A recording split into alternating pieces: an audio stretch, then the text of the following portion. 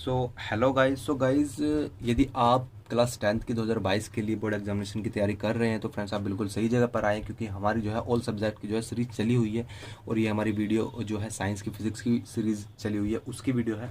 तो आज की जो वीडियो हमारी हैज़ 37 है और पीछे की वीडियो जो हम पहले से ही बना चुके हैं फ्रेंड्स। आप देख सकते हैं क्लास 10th की साइंस की फिजिक्स की वीडियो है। चैप्टर नंबर 3 जो है चला हुआ है, चैप्टर नंबर 2 जो है हम जो है कवर कर चुके हैं। ठीक है, अब मैंने प्लेलिस्ट बना रखी है, प्लेलिस्ट में जाकर के वहाँ पर देख सकते हैं, आपको सारी वीडियो यहाँ मिल जाएंगी। तो फ्रेंड्स आज की जो वीडियो है वो 37 है। ठीक है, आज का टॉपिक क्या है वो भी देख लेते हैं। देखिए टॉपिक है प्रतिरोधकों के निकाय का प्रतिरोध, श्रेणी क्रम तथा समांतर क्रम। जो श्रेणी क्रम और समांतर क्रम में जो हमारे प्रतिरोध हम लगाते हैं वो हम आज डिटेल में समझेंगे। जो ये क्वेश्चन है फ्रेंड्स लघु में भी आ जाता है और विस्तृत में भी आ जाता है। इंपॉर्टेंट क्वेश्चन है, देख लीजिएगा, समझ लीजिएगा इसको अच्छे से। ठीक है, देखिए प्रतिरोधकों को परस्पर संयोजित करने की दो विधियां हैं। दो विधियां, एक समांतर क्रम में है और एक श्रेणी क्रम में। समांतर क्रम को पासरो क्रम में बोलते हैं। ठीक है, वो आगे पढ़ेंगे, सब पढ़ेंगे। पहली विधि में R1 R2 ये हमारे प्रतिरोध है। ठीक है, तीन तरह के प्रतिरोध के तीन प्रतिरोधकों को एक सिरे से दूसरा सिरा मिलाकर जोड़ा गया है। ठीक है, प्रतिरोधकों के इस संयोजन को श्रेणी क्रम कहा जाता है। फ्रेंड्स ये कह रहा है, देखिए एक सिरे से दूसरा सिरा लगाकर, जैसे मान लीजिए ये प्रतिरोध है। ठीक है, और इसका जो सिरा है वो इस दूसरे प्रतिरोध से जो है, प्रतिरोध इस टाइप से होते हैं, इस दूसरे प्रतिरोध से ऐसे जोड़ दिया गया है। एक प्रतिरोध दूसरा प्रतिरोध। ठीक है, फिर आपका ये तीसरा प्रतिरोध, ये आपके सिरे का काम है। ए बी सी और डी इस टाइप से ये जोड़े गए हैं। ठीक है, इसको कहते हैं श्रेणी क्रम, यही आपको बता रखा है। दूसरी विधि में प्रतिरोधकों को एक साथ बिंदु x तथा y के बीच संयोजित करते हैं। आगे आपको चित्र दिखाऊंगा मैं। इस संयोजन को पासरुक्रम संयोजन कहते हैं। ठीक है, अब देखिए फर्स्ट डिटेल में दे रखा है कि श्रेणी क्रम क्या है, उसको सिद्ध कर रखा है। फर्स्ट श्रेणी क्रम संयोजन में प्रतिरोधों को इस प्रकार जोड़ा जाता है कि प्रत्येक प्रतिरोध का दूसरा सिरा, समझ रहे हो फ्रेंड्स, मतलब एक प्रतिरोध है तो इसका दूसरा सिरा जो पहले प्रतिरोध दूसरे प्रतिरोध के पहले सिरे से जुड़ जाए, अगले वाले प्रतिरोध के पहले सिरे से जुड़ा हो। देखिए यहाँ पर आप चेक कर सकते हैं, पहला प्रतिरोध हो गया, इसका जो दूसरा सिरा है इससे अगले वाले प्रतिरोध के सिरे से जुड़ा हो, तो जुड़ रहा है, तो ये श्रेणी क्रम है। इस प्रकार इस संयोजन में सभी प्रतिरोधों में एक ही धारा प्रवाहित होती है। अगर हम इस टाइप से जोड़ते हैं श्रेणी क्रम में तो जो धारा होती है वो एक ही टाइप की प्रवाहित होती है। ठीक है, अब देख लीजिए, माना कि इन तीनों प्रतिरोधों में धारा आई, तीनों प्रतिरोध, ये जो तीनों प्रतिरोध है इसमें धारा आई बह रही है केवल। ठीक है, तथा प्रतिरोधों R1 R2 R3 के सिरों के बीच विभवांतर क्रम से, ठीक है मैं आपको बता देता हूँ क्या है विभवांतर क्रम से, V1 V2 और V3 है। विभवांतर जो हो गए ये अलग अलग हो जाएंगे, भिन्न भिन्न हो जाएंगे। तब ओम के नियम से, हम ओम का नियम फ्रेंड जानते हैं, V बराबर होता है IR। अब यहाँ पर ध्यान देना, जब हमारे विभवांतर अलग अलग है और प्रतिरोध यहाँ पर अलग अलग है लेकिन धारा सेम है, तो हम क्या करेंगे, V1 के लिए अलग निकालेंगे, V2 के लिए अलग, V3 के लिए अलग। तो V1 equal to IR1, V2 equal to IR2, V3 equal to IR3।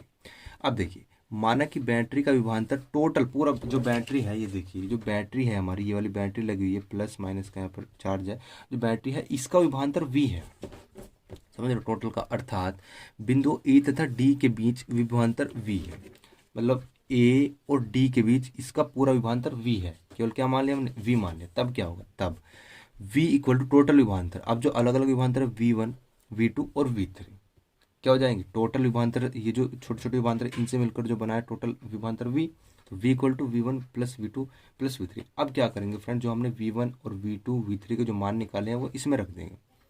इसे आप समीकरण मान सकते हैं, अन्यथा ऐसे भी कर सकते हैं। देखिए IR1 IR2 IR3 मैंने यहाँ से मान रख दिए।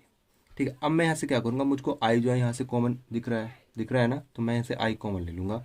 V equal to I R1 R2 plus R3, ये मैंने फ्रेंड्स इक्वेशन नंबर 1 मान ली, आप 2 मान सकते हैं यदि आप ऊपर की मानते हैं तो। ठीक है, अब क्या है, यदि बिंदु ए व डी के बीच तुल्य प्रतिरोध R हो, तुल्य का मतलब है टोटल प्रतिरोध, ए रहा डी ए रहा, अब इनके बीच जो है टोटल तुल्य प्रतिरोध R हो, तब क्या होगा, तो ओम के नियम से अगर मैं तुल्य प्रतिरोध R जो है R मान लूँ तो V इक्वल टू IR जानते हैं, तो इसी इक्वेशन नंबर 2 मान लीजिए।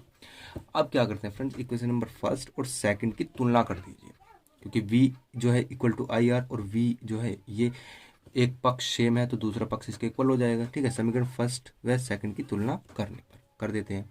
आई R equal to I R one R two R three.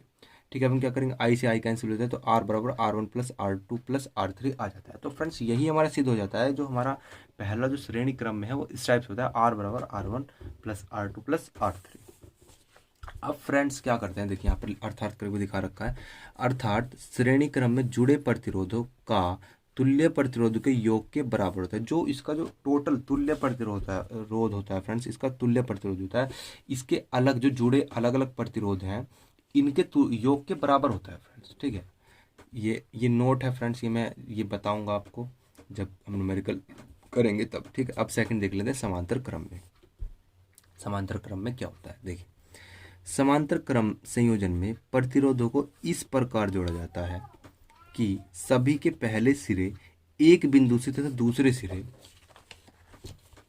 सिरे कहाँ से जुड़े हैं फ्रेंड्स, यहाँ पर देखिए एक दूसरे बिंदु से जुड़े इस प्रकार के संयोजन में सभी प्रतिरोधों के सिरे के बीच एक ही विभवांतर होता है। अब यहाँ पर ध्यान दीजिए, मैंने चित्र बना रखा है, ये कह रहा है कि जो सभी जो प्रतिरोध हैं उसके जो एक सिरे जो हैं वो ए से और जो दूसरे सिरे जो हैं वो दूसरे बिंदु बी से इस प्रकार से जुड़े हैं। अब देखिए यहाँ पर ध्यान दीजिए, इस प्रकार से जो जुड़ा होता है उसे बोलते हैं हम पार्श्व बोल दो या समांतर क्रम बोल दो।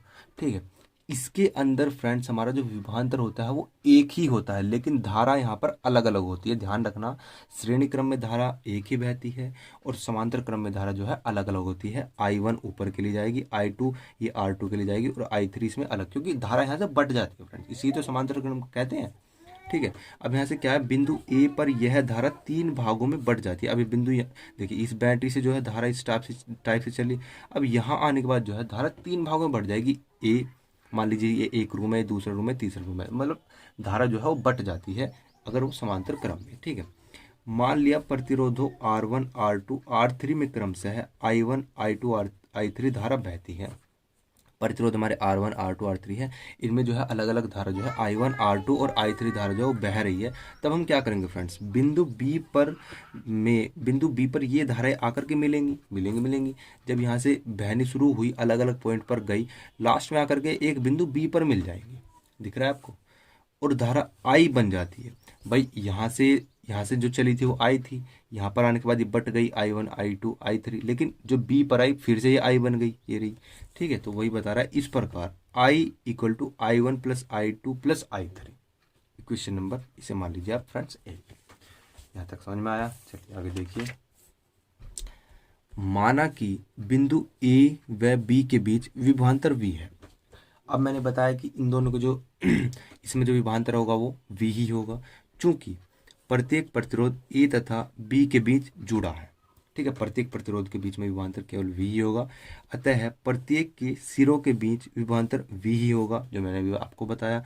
अतः ओम के नियम के अनुसार I1 मतलब अलग धारा है, V अपॉन में R1, I2 V अपॉन में R2, I3 V अपॉन में R3, ये उससे बनाया equal to V equal to IR formula था हमारा, उसी से ही बनाया हमने। यहाँ से I का जो अलग अलग धारा है उनका मान यहाँ से निकाल लिया है। इन मानों को समीकरण फर्स्ट में रखने पर, देखिए समीकरण फर्स्ट हमारी क्या थी फ्रेंड्स, ये थी। अब यहाँ से हमने I1 I2 I3 के मान निकाले हैं, तो वो समीकरण फर्स्ट में रख दीजिए। तो जब समीकरण फर्स्ट में रखोगे तो I equal to V upon में R1 V अपॉन में R2 V अपॉन में R3 हो जाएगा। इसे क्वेश्चन नंबर क्या मान लेते हैं, 2 मान लेते हैं। ठीक है, अब यदि बिंदुओं A व B के बीच तुल्य प्रतिरोध R हो, अब टोटल का मतलब पूरा A और B, जो A और B बिंदु है ये वाला और ये वाला, इनके बीच तुल्य प्रतिरोध जो है वो R हो, तो ओम के नियम से I equal to V upon R, मतलब इक्वेशन नंबर क्या हो जाएगी फ्रेंड्स, 3rd हो जाएगी। समीकरण 2 व 3 की तुलना करने पर अब जो है देखिए I जो फर्स्ट पक्ष है मतलब लेफ्ट हैंड साइड जो है वो इक्वल है, दूसरा जो अपने आप इक्वल हो जाता है, तो V upon R equal to V upon में R1 V2 अपन में R2 और V अपन में R3। अब फ्रेंड्स यहाँ से क्या करते हैं कि यहाँ से देखिए V आपको यहाँ से कॉमन नज़र आ रहा होगा, तो आप यहाँ से क्या करोगे, यहाँ से V जो है आप कॉमन ले लीजिए। मैंने यहाँ पर लिखा हुआ है, मैंने यहाँ से V मैंने कॉमन ले लिया और V कॉमन लेने के बाद यहाँ से V जो कैंसिल हो जाता है, कैंसिल होने के बाद 1 upon R equal to 1 upon R1 plus 1 upon R2 plus 1 upon में R3। आपका पाशानु क्रम या समांतर क्रम में इस तरह से जो प्रतिरोध बन जाते हैं। अर्थात समांतर क्रम में जुड़े प्रतिरोधों के तुल्य प्रतिरोधों का व्युत्क्रम उन प्रतिरोधों के व्युत्क्रम के योग के बराबर होता है। अभी क्या कह रहा है, जो उसमें जो अलग अलग प्रतिरोध जुड़े थे उनका जो व्युत्क्रम का योग होगा वो तुल्य प्रतिरोध के व्युत्क्रम के बराबर होगा। समझ रहे हो?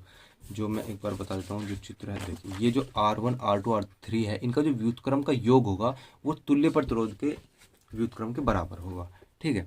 अब फ्रेंड्स यहाँ पर देख लीजिए, मैंने एक न्यूमेरिकल यहाँ पर आपको ले रखा है। न्यूमेरिकल देख लीजिए, न्यूमेरिकल किस टाइप से करना देखिए। 2 ओमेगा, इसे बोलते हैं फ्रेंड्स ओमेगा, मतलब ओमेगा ये इस टाइप से बनता है, तथा 3 ओमेगा के पर ओमेगा या ओम इसको बोलते हैं, प्रतिरोध वाले तार समांतर क्रम में। देखिए जब भी फ्रेंड्स आपको क्वेश्चन में कहा समांतर क्रम में, तो आपको ये वाला फॉर्मूला लगाना है। जितने भी प्रतिरोध दे रखे हैं, 2 दे रखे हो तो 2 तक लगाएं, 3 दे रखे हो 3 तक, 4 दे रखा हो तो R4 भी ऐड करना है। ठीक है। और अगर श्रेणी क्रम में दे रखा हो तो आपको फ्रेंड्स ये वाला फॉर्मूला लगाना है, ये वाला देख लो। ठीक है। तो देखिए ये कह रहे हैं समांतर क्रम में जोड़े गए हैं, उनका परिणामी प्रतिरोध ज्ञात करो। तो टोटल जो तुल्य प्रतिरोध होगा वो हमें क्या करना है फ्रेंड्स, ज्ञात करना है। आप देखिए किस टाइप से करेंगे। जो R1 है फ्रेंड्स 2 ओमेगा दे दिया है। ठीक है। R2 जो है फ्रेंड्स वो 3 ओमेगा दे दिया फ्रेंड्स। अब हम जानते हैं, देखिए समांतर क्रम में जुड़वा रहा है, तो हम जानते हैं समांतर क्रम का 1/r equal to R1 plus R2। 2 प्रतिरोध है तो हम 2 ही यहाँ पर लगाएंगे, मान रख दीजिए। मान रखोगे तो फ्रेंड्स कुछ इस तरह की कंडीशन बनेगी, 1/2 प्लस 1/3। जब इनका एलसीएम लोगे तो 3 दूनी 6, 2 3 6 3 ऊपर आ जाएगा, 2 यहाँ पर आ जाएगा। ठीक है, क्लियर। 1/r equal to 5/6। अब जब इसकी क्रॉस मल्टीप्लाई करोगे तो आपका 5r इक्वल टू आ जाएगा 6, और r इक्वल टू आ जाएगा फ्रेंड्स क्या, बताओ क्या आ जाएगा फ्रेंड्स, आपका आ जाएगा 6/5। और r अगर इसको आप और ज़्यादा सोल्व करना चाहो तो 5 एकम 5 और 5 दूनी 10, 5 दूनी 10। जो r है, जो तुल्य है जो हमारा, वो फ्रेंड्स 1.2 ओमेगा आ गया है हमारा फ्रेंड्स, ओम। ये तो है ना, ये इसको बोलते हैं फ्रेंड्स ओम या ओमेगा। ठीक है। जो प्रतिरोध का मात्रक होता है वो ओमेगा होता है। तो फ्रेंड्स आई होप ये तो सिंपल सा सवाल था। अगर श्रेणी क्रम में आ जाए तो r बराबर R1 प्लस R2 में रख देना है। ठीक है। तो आपको ये कर लेना है। देखिए फ्रेंड्स मैं जो छोटा कर देता हूँ, आप इसका इन सब का स्क्रीनशॉट ले लीजिएगा, क्योंकि यही आपका नोट्स के लिए काम करेंगे। चलिए मैं आपका छोटा कर देता हूँ इसको, आप स्क्रीनशॉट ले लीजिए। ठीक है। ये दूसरा पार्ट चेक हुआ है पेज, फिर तीसरा है, ये आपका 4th। ठीक है। ये आपका 5, ये आपका 6, ये आपका 7, और ये आपका जो हल है ये। ठीक है फ्रेंड्स, ये देखिए ये मैंने स्क्रीनशॉट आपको दिखा भी दी। यदि आप स्क्रीनशॉट नहीं लेना चाहते, आप इंस्टाग्राम पर चेक कर सकते हैं। हमारे जो चैनल का नाम है रिजवाना 2.0 एजुकेशन। आपको वहाँ पर जब इंस्टाग्राम पर जाओगे तो आपको वहाँ पर मिल जाएगा। तो फ्रेंड्स मिलते हैं नेक्स्ट वीडियो में, तब तक के लिए ta ta bye bye, keep practising.